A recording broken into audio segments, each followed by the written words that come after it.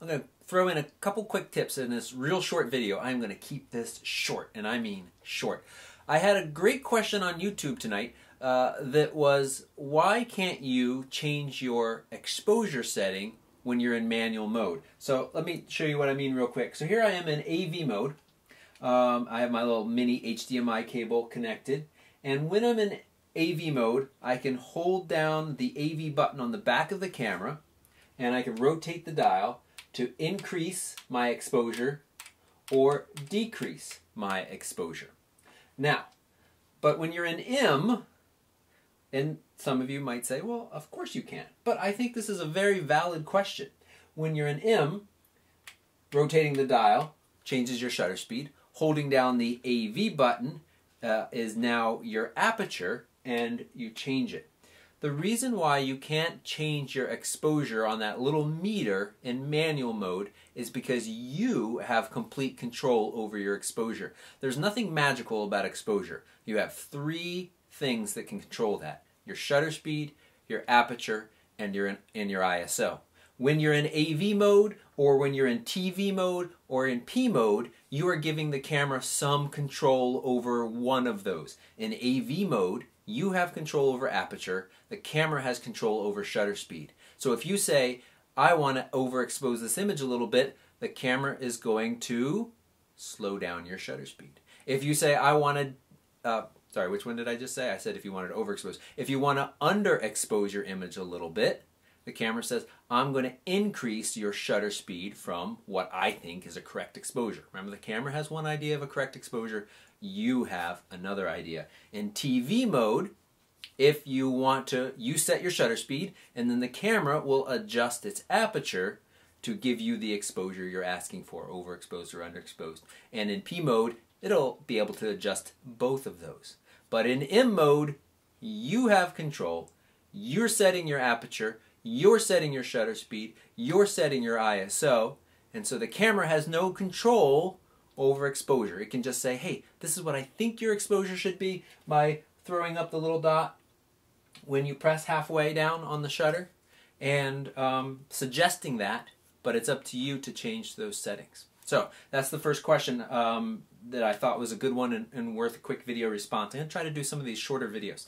Now, I said I was going to keep this short. The second one, I've had two separate questions about flash recently. Both one, color being off, and two, not working as well as expected.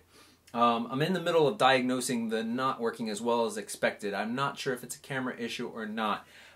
In the M, AV, TV, and P modes, if you pop up the flash, it should fire.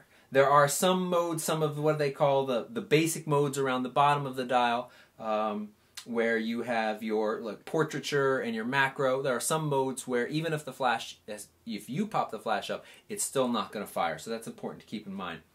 The second bigger question that I just want to touch on now about color and flash.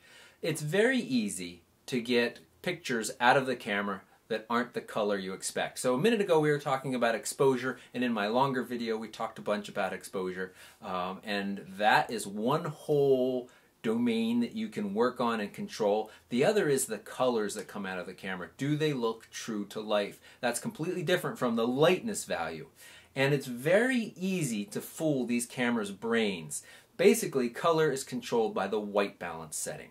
That's WB, and it is usually on auto white balance. Now, this is one of the reasons why it's great to shoot RAW, because you have complete control over that white balance after you shoot the picture and you bring it into Lightroom or the DPP program that comes with the Canon software and camera, and you can adjust it till it looks true to life. If you shoot in JPEG, you have a lot less control over that, those colors.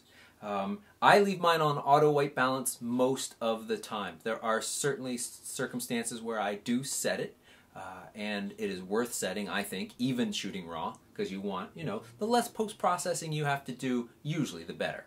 But I think it's important to know, and this may be a bummer to hear this, but it is important to know that very rarely do the images come directly out of the camera with a color that I'm happy with. They almost always require some subtle white balance adjustment, sometimes more than subtle.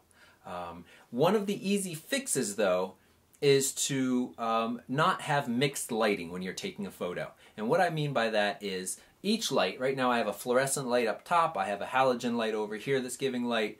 Each light has a different color temperature, and that affects the white balance. And so the camera is reading that and trying to figure out what white balance to set.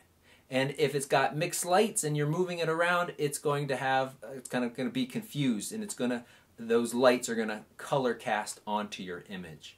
And so if you can, turn off any lights and use the flash, or turn on all of the same kind of lights and don't use the flash, or use daylight and not any other light. So those are just some quick tips, just kind of touch on that idea. I'll come back and really try to tackle that white balance issue in more detail. You have, of course, all of those settings in here. I can come down here to the white balance, and you have the auto, and it tells you the temperatures of these different ones, and you have custom, so you can set a custom white balance in the Canon T4i, and we'll talk about that in more detail. So I hope this was helpful. Hope it got you thinking about a couple of things, maybe gave you some ideas that you can start Googling and reading, and as I said, I'll come back with more information very soon.